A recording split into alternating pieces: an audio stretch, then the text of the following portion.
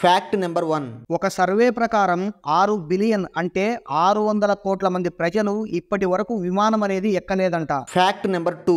సముద్రంలో నివసించే జీవులలో జెల్లీ ఫిషెస్ ఎప్పటికీ చనిపోకుండా ఉంటాయని బయోలాజికల్లీ ప్రూవ్ అవ్వటం జరిగింది. Fact number 3.